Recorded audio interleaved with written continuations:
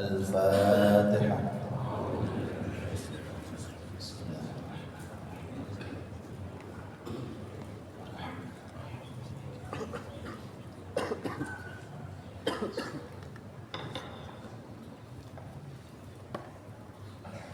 الحمد لله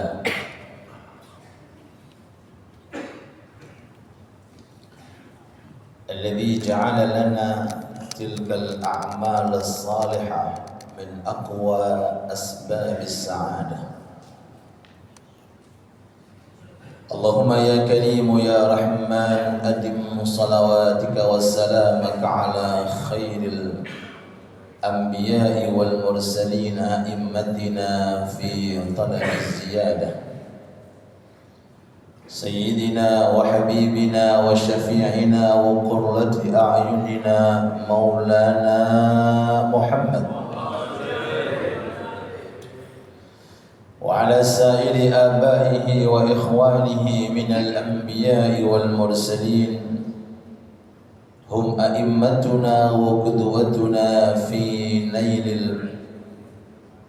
السعادة الأبدية، ومن تبعهم بإحسان إلى يوم القيامة، وعلينا معهم وفيهم برحمتك يا أرحم الراحمين. سبحانك لا علم لنا إلا ما علمتنا إنك أنت العليم الحكيم، وتب علينا إنك أنت التواب الرحيم.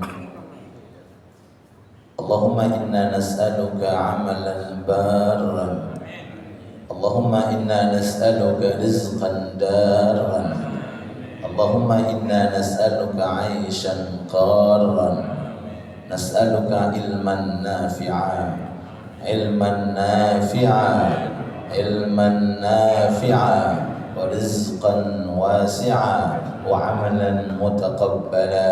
آمين آمين يا رب العالمين. Para alim ulama, tokoh agama, tokoh masyarakat, dan segenap seluruh jajaran takmir Masjid Musalla yang hadir, dan segenap para jamaah sekalian yang senantiasa mudah-mudahan barokah salawat barakaipun Kanjeng Nabi Muhammad sallallahu alaihi wasallam, semua urusan kita dipermudah oleh Allah, diberi kegampangan oleh Allah, rezeki kita dilipat gandakan oleh Allah, keluarga kita ditambahi sakinah, mawaddah dan rahmah, dan umur kita dipanjangkan oleh Allah dan diberi keberkahan sehingga istiqamah untuk melakukan amal-amal yang diridai oleh Allah. Amin ya rabbal alamin. Hadirin hadirat yang dirahmati Allah Subhanahu wa taala.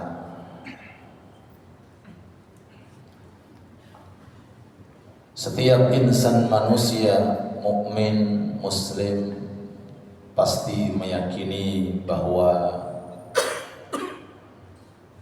tujuan dunia tiada lain semata-mata untuk sebagai mazra'atun lil akhirah,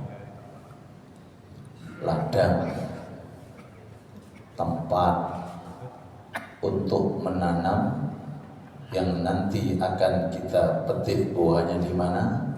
Di akhirat.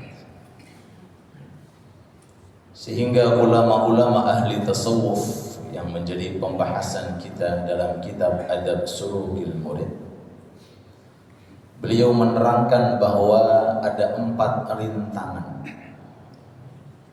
ada 4 cobaan, 4 rintangan yang akan dilalui oleh setiap orang hidup di dunia ketika berjalan menuju ke alam akhirat.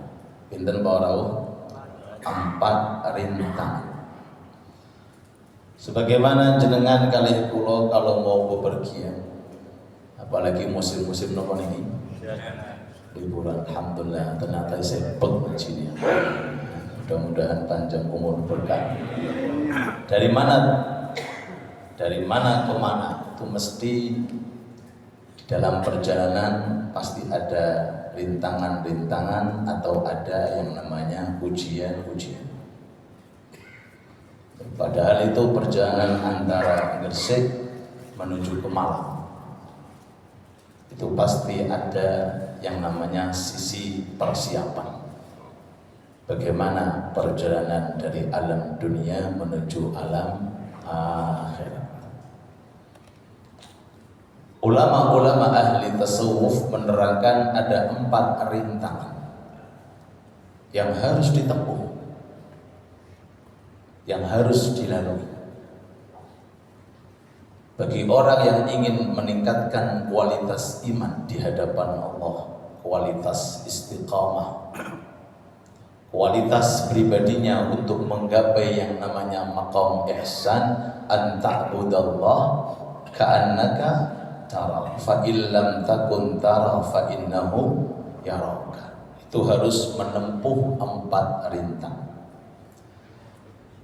Satu di antara 4 inggih menika dunia. Dunia dijadikan oleh Allah Subhanahu wa taala satu di antara 4 hal yang menggoda manusia agar manusia ini lambat, agar manusia ini gagal. Na'udzubillah. Maka dengan ini ulama-ulama ahli tasawuf memberikan kepada kita trik dan teori agar kita betul-betul bisa menghindari diri kita dari rintangan untuk menuju akhirat, nggih menika rintangan berupa dunia.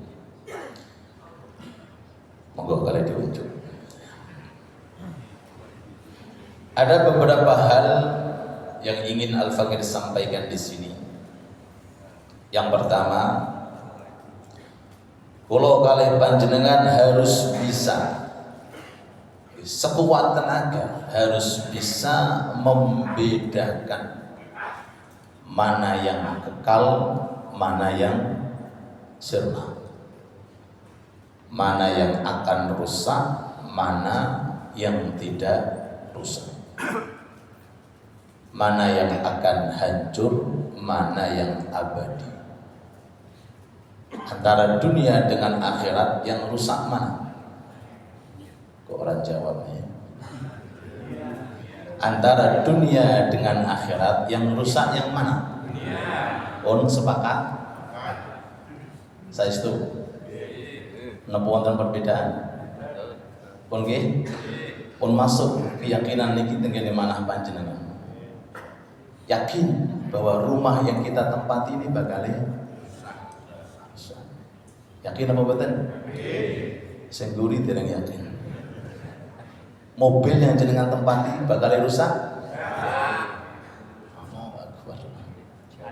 Dan perusahaan yang jenengan miliki dan bangunan-bangunan yang besar yang saat ini kita lihat, tambah tahun tambah tinggi bangunan, tambah tahun tambah padatnya, bakal rusak apa mboten?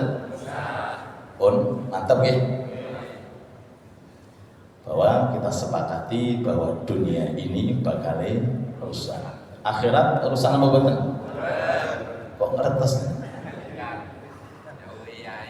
Dawuhipun kiai, dawuhipun Allah Subhanahu wa taala. Bismillahirrahmanirrahim.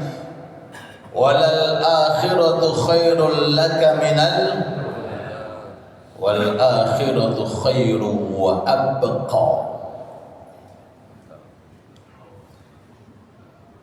Orang mukmin yakin dan sudah menjadi i'tikad bila yang menciptakan dunia adalah Allah. Dados sing ngertos urusan dunia mulai dari A sampai Z niku sinten, Pak? Allah. Tidak ada satupun daripada makhluk yang mengetahui hakikat dunia beserta isinya. Baik itu malaikat, baik itu para anbiya, para mursalin, baik itu para aulia, tidak ada yang dikasih wewenang untuk mengetahui dunia beserta isinya. Tidak ada. Yang tahu hanyalah Sang Pencipta, ingin menika Allah. Allah yang menciptakan dunia memberikan nasihat kepada kita. Seakan-akan mengatakan, hei kauro, kalian itu nggak tahu dunia. Kalian sekedar menempati dunia, sekedar kalian itu memegang tok. Aku Allah, kata Allah, yang menciptakan dari awal sampai akhir, yang mengetahui urusan dunia dari awal sampai akhir, mau menasihati kepada kalian. Napa nasihat ini ku? Walal akhiratu khairul laka minal ula. Pilih akhirat, jangan pilih dunia. Wal akhiratu khairu wa abqa. Akhirat itu luwih apik dan akan kekal dibanding daripada dunia. Saged diterima nasihatipun Allah? Saestu.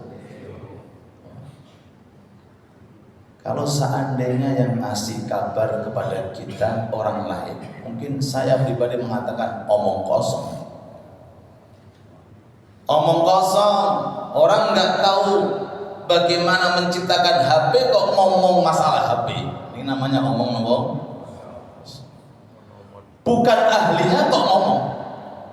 Tidak memiliki fun terkait tentang urusan HP kok ngomong masalah HP. Ini Allah subhanahu wa ta'ala yang menciptakan dunia beserta isinya. Kita sebagai seorang hamba yang diciptakan oleh Allah ta'ala dikasih mau'idhah hasanah oleh Allah. Pilihlah akhirat, jangan pilih dunia.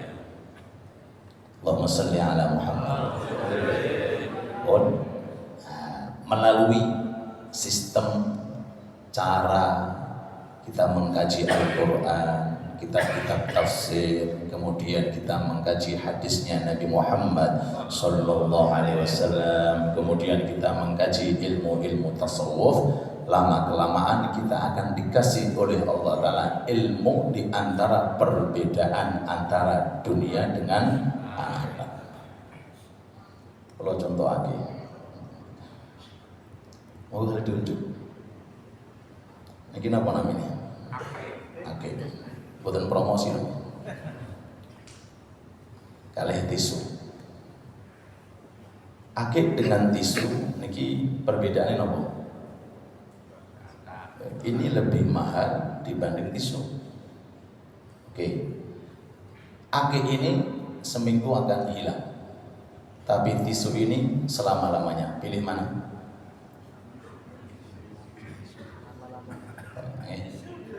Akid mahal harganya, tapi cuma 1 minggu, setelah itu hilang. Sedangkan tisu akan selama-lamanya. Pertanyaan, milih mana? Perbedaan pendapat. Jenengan milih harga sesaat yang akan sirna atau melihat daripada kekalnya benda di tangan kiri saya? Pilih kekalnya ataupun pilih harganya yang sirna? Itu dunia. Apalagi dibalik tisu ibarat dunia yang 1 minggu akan sirna, dan akhirat adalah akid yang harganya mahal akan abadi selama-lamanya. Allahumma sholli ala Muhammad. Itu gambaran oleh para ulama semacam itu. Maka oleh sebab itu banyak sekali orang-orang itu yang mandek, mangkret, nggak bisa makominai karena urusan perkara yang sirna alias dunia. Mudah-mudahan dunia yang kita miliki insya Allah diberkahi oleh Allah, dan mudah-mudahan dunia yang kita miliki kita bisa jadikan sebagai lahan untuk menuju akhirat. Amin ya rabbal alamin. Itu pertama.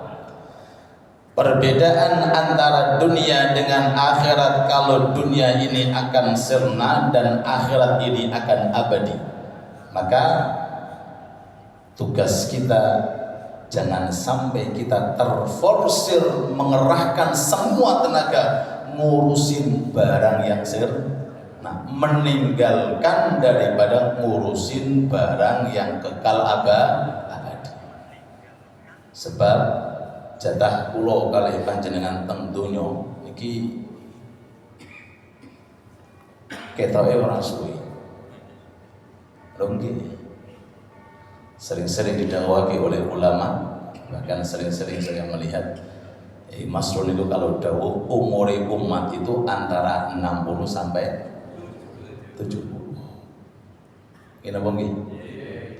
Antara 60 sampai 70. Pun kula tambahi 100. Kula tambahi malih 150.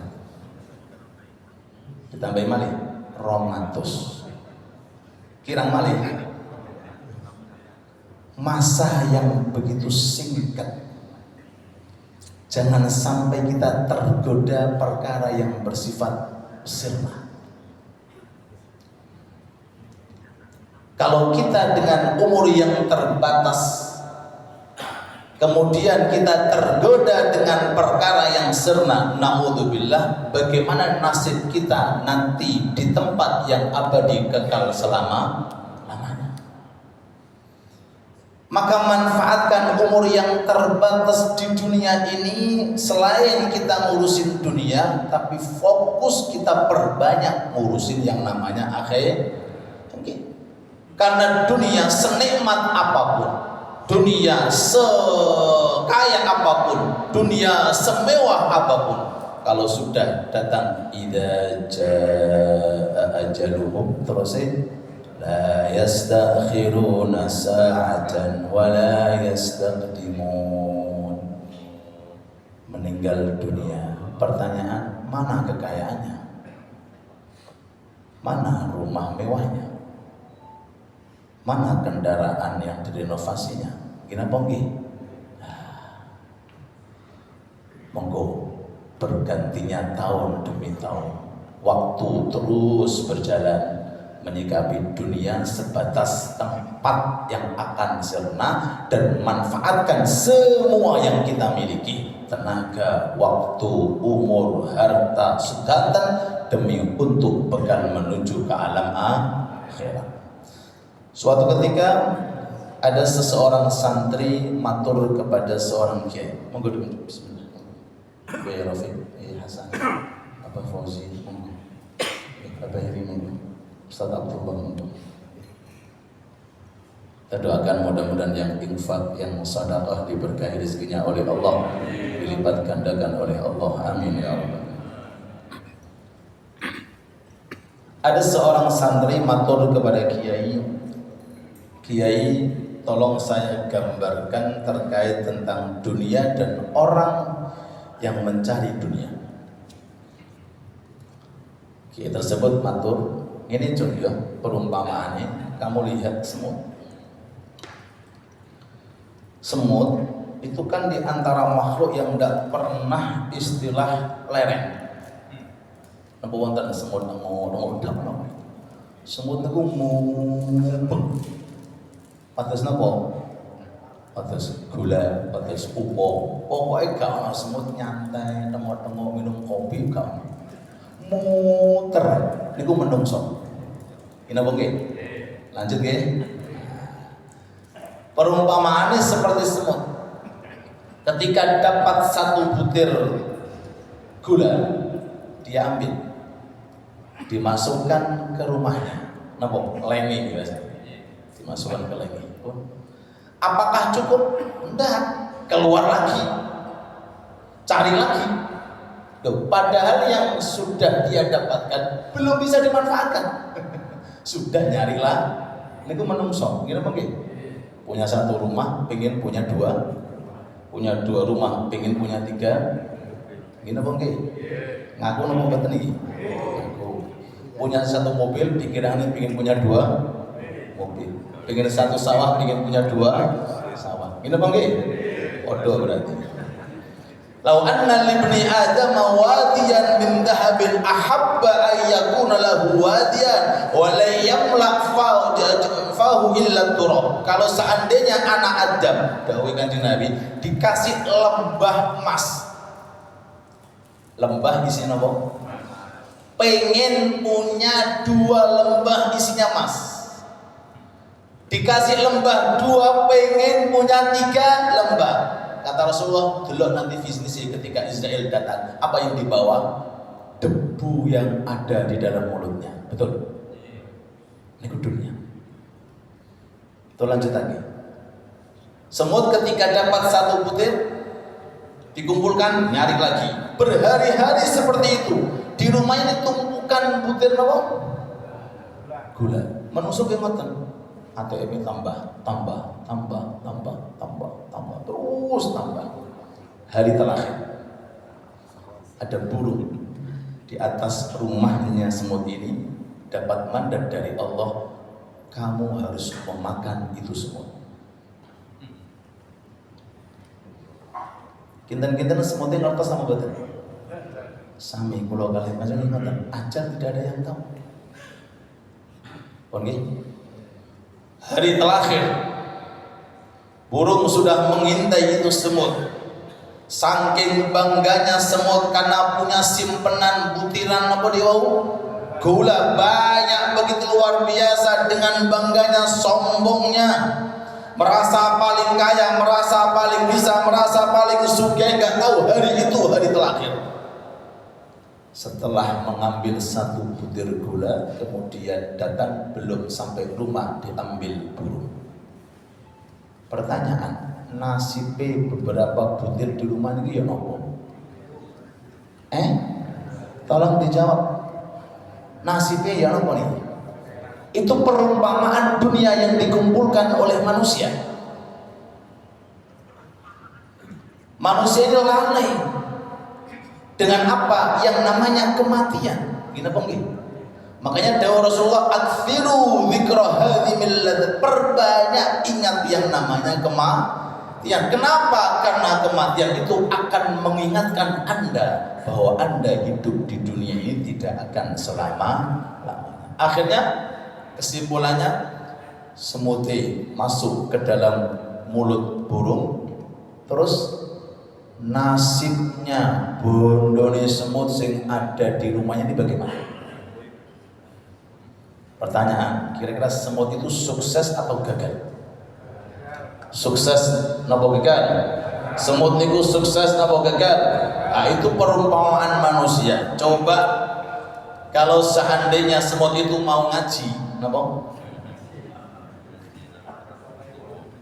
Mau ngaji, ngertos fadilah sedekah, ngertos fadilah infak, ngertos masjid perlu diapakan, ngertos musola bagaimana sistemnya, ngertos rumah sakit, ngertos fakir, ngertos miskin, ngertos pondok pesantren. Saat itu mungkin dapat diparuh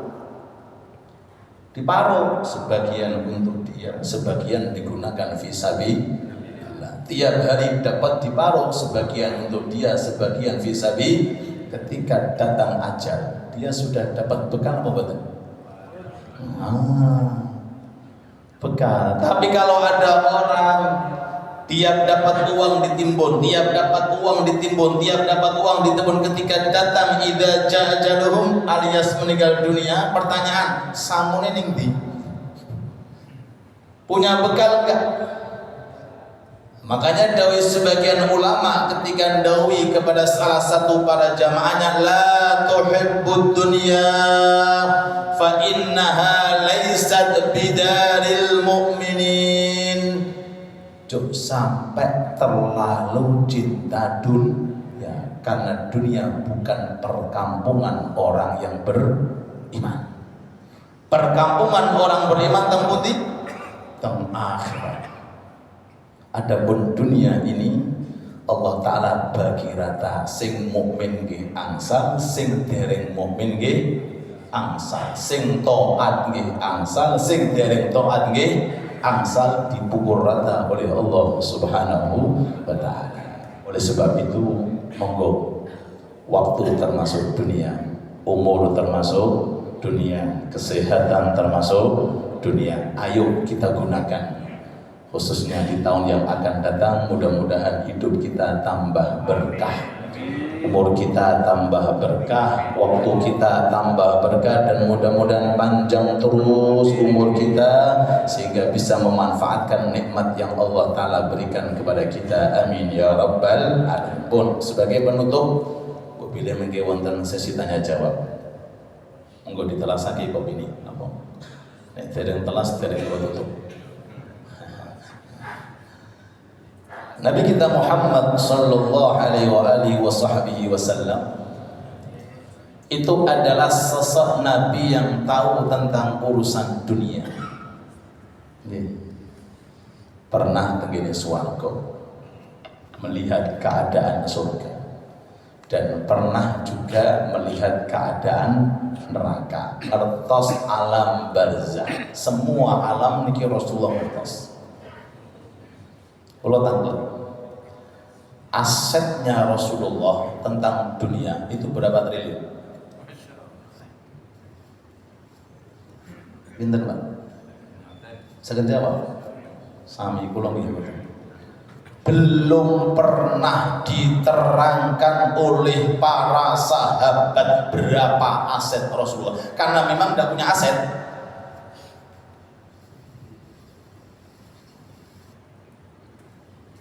Rumahnya beliau Rasulullah saat ini sudah dinafikan karena pelebaran masjid. Itu pernah digambarkan dan diaturake oleh Sayyidut Tabi'in Imam Hasan Basri. Beliau matur, aku pernah masuk ke rumah Rasulullah. Aku masuk itu harus ndiluk. Napa ndiluk? Merunduk supaya kepalaku enggak menatap pintu. Saking pendeknya, saking apa? Pendeknya. Kita lihat sekarang rumah pendek napa tambah atas? Atas napa pendek? Aku berharap karena Imam Hasan Basri, aku berharap kalau bisa rumahnya dibiarkan, kalau bisa diabadikan supaya umat Muhammad ini tahu bagaimana Rasulullah menyikapi tentang urusan dunia. Sallu ala Nabi Muhammad. Datang beberapa rampasan harta perang dari daerah Bahrain, pajak, jizyah. Saking banyaknya itu harta rampasan perang atau jizyah pajak dari daerah Bahrain itu sampai di masjid itu kathah kekayaan. Sehingga para sahabat saat itu, namanya manusia, itu yang dari jauh-jauh itu datang ke masjid.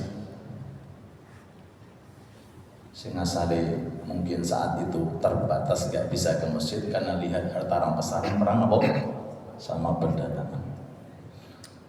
Ulama sirah mengatakan belum pernah kejadian di zaman Nabi ada jizyah atau rampasan perang sebanyak itu. Kewadah. Rasulullah datang sholat subuh. Setelah sholat subuh, Rasulullah etok-etok mboten ngertos. Napa bahasa etok-etok? Pura-pura mboten ngertos. Setelah beberapa langkah, sebagian sahabat matur, "Ya Rasulullah, ini nasibnya duit ini ya napa? Nasibnya harta ini bagaimana ya Rasulullah?" Rasulullah sambil senyum, kemudian Rasulullah matur, "Inni la akhsha alaikumul faqr." Aku tidak takut umatku fakir. Pun garis bawah. Rasul tidak takut umatnya fakir. Inni la akhsha alaikumul faqr. Aku tidak takut kepada kalian tentang kefakiran, walakin akhsha alaikum an tubsata alaikumud dunya fatanafasuha kama tanafasuha fatuhlikahum kama ahlakatuhum. Yang aku khawatirkan kalau sudah dunia itu masuk dalam kehidupan kalian, akan berlomba-lomba terkait tentang urusan dunia, sehingga umatku ini na'udzubillah akan rusak seperti rusaknya umat-umat sebelum umatku. Allahumma shalli ala Muhammad. Napa nggih? Berlomba-lomba, nih tanggamu punya satu mobil, aku harus punya 2 mobil. Nih tanggaku bisa merenovasi rumah sampai 2 lantai, aku harus bisa 3. Jangan sing jawab. Berlomba-lomba, mana masjidnya? Tidak penting.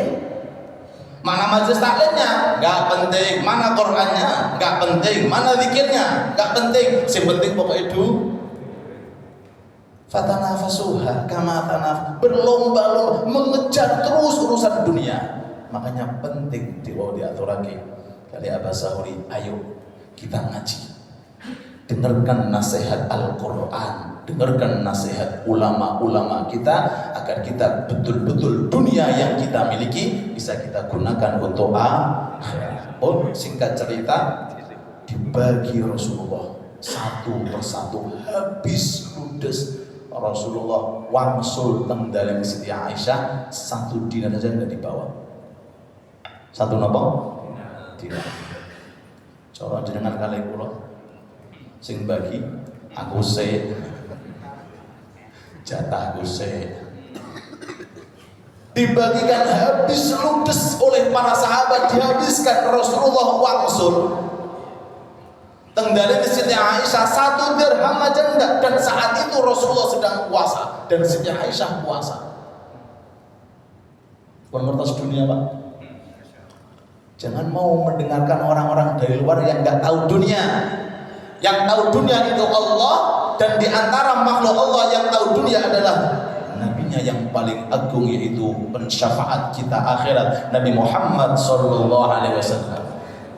Yang orang lain dari luar itu fata morgana, enggak tahu sama sekali. Ya'lamuna zahiran minal hayatid dunya, yang tahu cuma casingnya saja, casing. Nah, tapi batinnya penuh dengan fitnah dan godaan. Siti Aisyah matur, ya Rasulullah nyuwun belanja damel buka. Nyuwun apa? Belanja. Rasulullah matur, hei Aisyah, kamu gak mengingatkan aku saat itu. Coba kalau itu kau ingatkan, mungkin tak sisihkan untuk belanja. Nek kula jenengan kan selalu ingat Pak. Urusan dunia soalnya. Aisyah, kenapa saat itu kau enggak datang ke masjid? Bisiki aku ya Rasulullah, kita sedang puasa, butuh untuk buka. Kamu enggak datang, sehingga aku sudah enggak ingat. Sallu ala Nabi Muhammad. Sekali lagi, la tasubud dunya fa inna dunya matiyatun lil akhirah. Ayo kita gunakan dunia semata-mata untuk akhirat. Mudah-mudahan masjid kita diberkahi oleh Allah, dan mudah-mudahan dunia yang kita miliki insyaallah menjadi asbab perjalanan kita menuju akhirat yang kekal abadi. Dan mudah-mudahan Allah berikan kepada kita tangan yang ringan untuk infak dan sedekah, dan kita jadikan, mudah-mudahan Allah menjadikan rumah kita rumah akhirat, kendaraan kita kendaraan akhirat, uang kita uang akhirat, harta kita harta akhirat, waktu kita waktu akhirat, tenaga kita untuk akhirat. Amin ya rabbal alamin. Wa sallallahu ala sayyidina wa nabiyyina Muhammad wa alihi wa sahbihi wa sallam. Alhamdulillahi rabbil alamin. Kamu ada pertanyaan? Monggo dari jamaah ibu-ibu dulu, barangkali perlu disampaikan. Monggo. Sekitar 1 jam.